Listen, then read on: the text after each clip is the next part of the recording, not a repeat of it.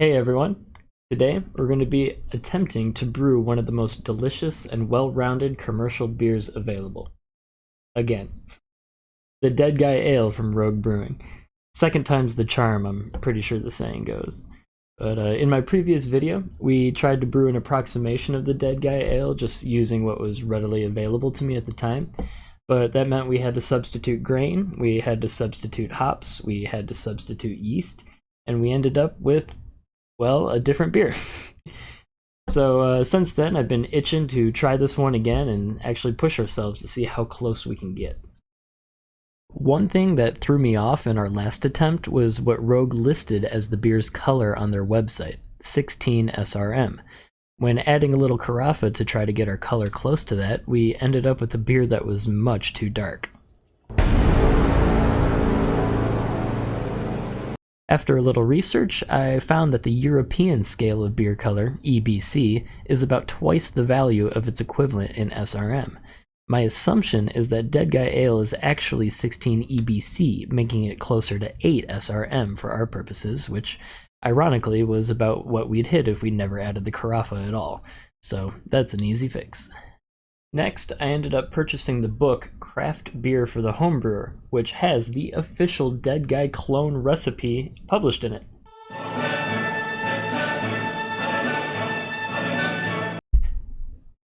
So let's take a look at the grain.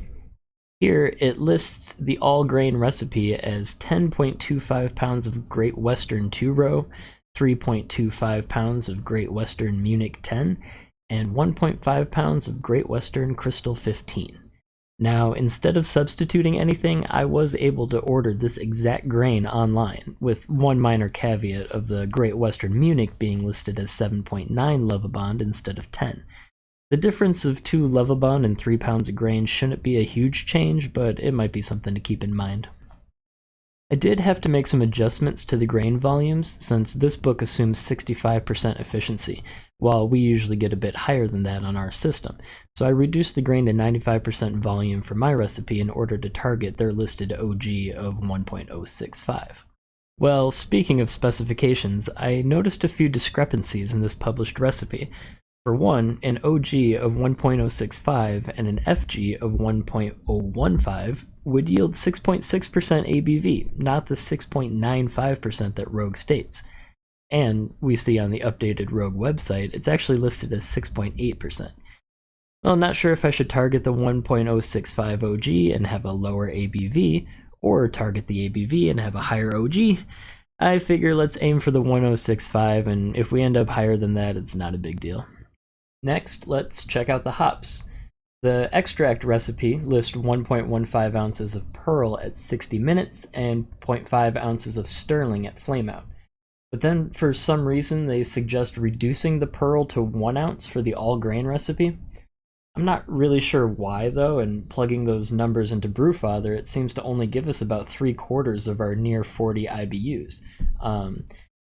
So, what's up, Rogue? Well, then get your together, get it all together, and put it in a backpack. All your so it's together. Again, not sure if I should go with the book suggestion or to actually try to target 40 IBUs like it specifies. I decided to go for the 40 and up our Perle to 1.25 ounces, so just another thing to keep in mind. Then for the yeast. Of course they recommend Rogue's proprietary yeast strain, Pac-Man, and of course that's still unavailable. But I was able to order the Joystick from Imperial.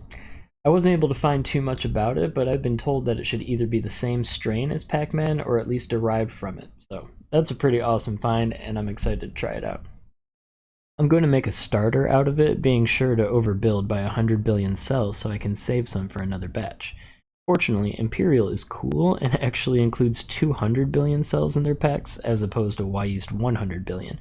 Which means an easy 1.75 liter starter will give us enough yeast to save a jar for a future batch, and still have over 300 billion cells to pitch for fermentation. I wasn't able to get any information on how Rogue treats their water, other than their website saying that they use free-range water, and since I don't have any free-range water at the moment, we'll just go with a balanced profile, so 5 grams of gypsum, 4 grams of calcium chloride, and 2 milliliters of lactic acid to give it some good calcium and keep our mash pH in range.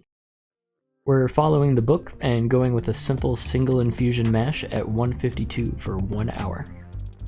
We'll sparge to about 6.7 gallons and toss in our 1.25 ounces of Perle once the boil starts. After 60 minutes and a Whirlfloc at 15, we'll kill the heat and add our 0.5 ounces of sterling, following the book's advice and letting it steep 10 minutes before starting to let it cool down. Once cool, we'll transfer to our 6-gallon torpedo keg to ferment in. I cut a bit of the dip tube off so as not to clog with trub. I'll add a little firm cap S and we'll pitch our yeast slurry.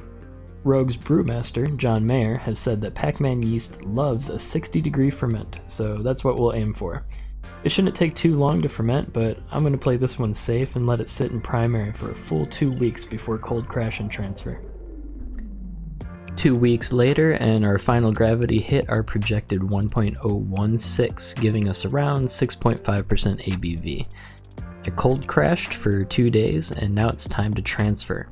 I'll add a half tablespoon of gelatin to a cup of water and let that sit for a bit to bloom. Then I'll microwave it in bursts until it's between 150 and 160 so it's nicely dissolved. Then I'll add the mixture into our keg and purge it a few times. Then we'll go ahead and link up our kegs, moving the blow-off tube to our receiving keg, and transfer it with some CO2. When that's done, we'll set it to 10 psi and let it carbonate for a while before we taste it. Alright, what's up? We are ready to taste. Alright, our beer has been sitting in the fermenter. We fermented at 60 degrees for almost 2 weeks, and then I cold crashed it. We transferred it into a keg with some gelatin, and it's been sitting for almost a week now, so probably still has a little bit of time to really mature. I think it's about ready to give it a taste. I'm excited to try it out. We got a real, actual dead guy here, so let's go ahead and pour that guy. Alright, you can see it's actually not crystal clear, but it has some good clarity. Pardon my dirty glasses. Just has that beautiful kind of toffee, malty, yeah, toasty, kind of like a little bit of bready, but you know, you get so much of that sweet kind of toffee notes coming off of it.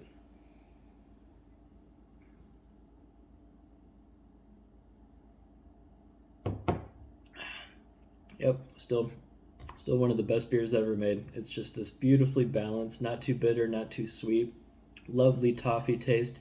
Not so much like any kind of like dark roast, just this nice kind of sweet, light roast, a little toffee, a little bread, but delicious beer. All right, let's go get a pour of ours.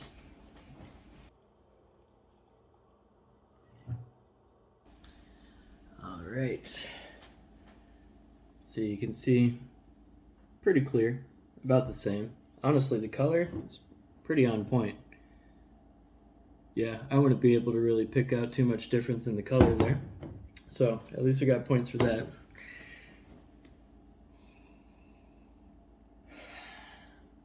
Yeah, I mean, you get a lot of malt. A little bit of some roast. Yeah, you don't get that kind of like nutty, sweet toffee aroma to it. Yeah, it's kind of lacking that.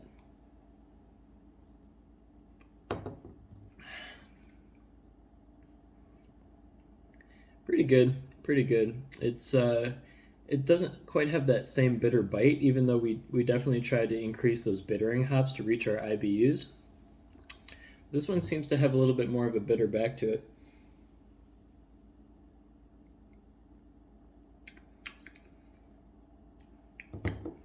The sweetness level is about the same though. They both taste pretty much on the same sweetness.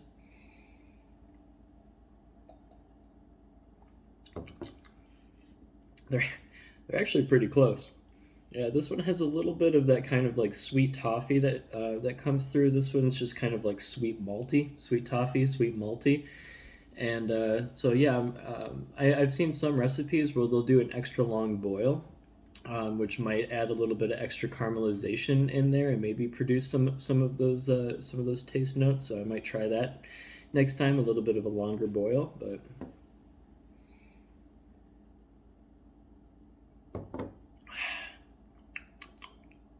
but it's pretty damn close.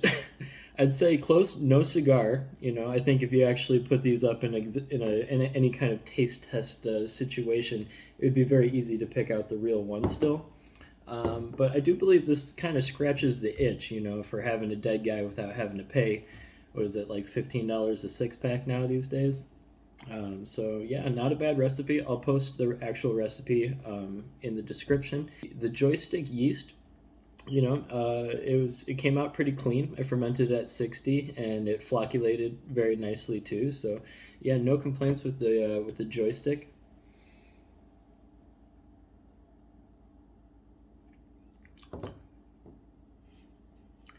Yeah, overall, a really nice balanced beer.